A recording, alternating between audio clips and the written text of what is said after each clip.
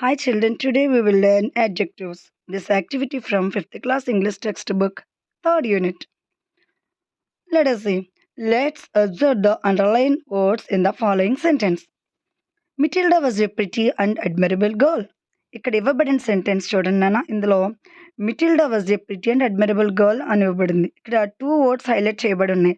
Pretty, admirable. ఈ 2 కూడా ఏంటంటే అక్కడ అడ్జెక్టివ్స్ అంటే ఈ 2 వర్డ్స్ కూడా 2 అడ్జెక్టివ్స్ ఎవరి కోసం మాట్లాడుతున్నాయి అంటే మిటిల్డా కోసం మాట్లాడుతున్నాయి. ఇక్కడ మిటిల్డా ఎలా ఉంది, ఎంత అందంగా ఉంది, ఎంత యోగ్యమైనదిగా ఉంది, ఎంత ప్రశస్తమైనదిగా ఉంది అని 2 వర్డ్స్ తెలియజేస్తున్నాయి.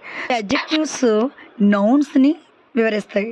It describes nouns. Adjectives describes the nouns. ఇవి నౌన్స్ని వివరిస్తాయి. మరియు ఎలా ఏర్పడతాయి అంటే నౌన్స్ నుండి ఏర్పడతాయి, వెర్బ్స్ నుండి కూడా ఈ అడ్జెక్టివ్స్ ఏర్పడతాయి. ఇప్పుడు మనం ఎలా ఏర్పడ్డాయి చూద్దాం. The underline word admirable is describing Matilda. ఇక్కడ అడ్మిరబుల్ అనే వర్డ్ ఉంది కదా, ఇది ఏం చేస్తుంది, ఇక్కడ దేన్ని డిస్క్రైబ్ చేస్తుందంట, మిటిల్డాని డిస్క్రైబ్ చేస్తుంది. మిటిల్డా ఎంత అందంగా ఉంది, ఎంత ప్రశస్తమైనదిగా, యోగ్యంగా ఉంది, ఎంత అందంగా ఉంది, ఇలా ఆమె ప్రిటీగా ఉందని, అడ్మిరబుల్గా ఉందని ఎవరి కోసం మాట్లాడుతుందంటే ఇక్కడ ఈ వర్డ్ మిటిల్డా అనే ఒక నౌన్ కోసం మాట్లాడుతుంది. సో ఏదైనా సరే నౌన్ కోసం డిస్క్రైబ్ చేస్తే అది అడ్జెక్టివ్.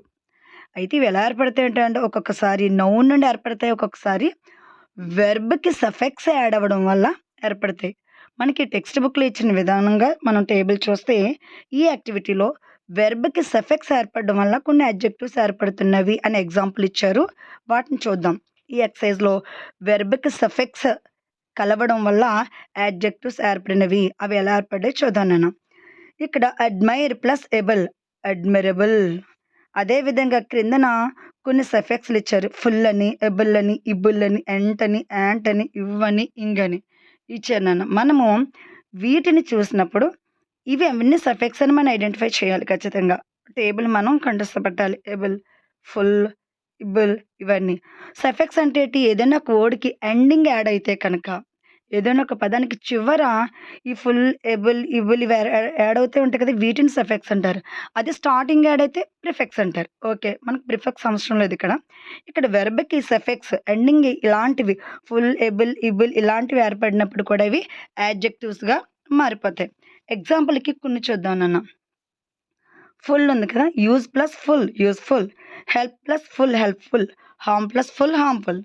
నెక్స్ట్ అదేవిధంగా able, remark plus able, remarkable. Ible, flex plus ible, flexible. ఓకేనా. Ent, differ plus and different.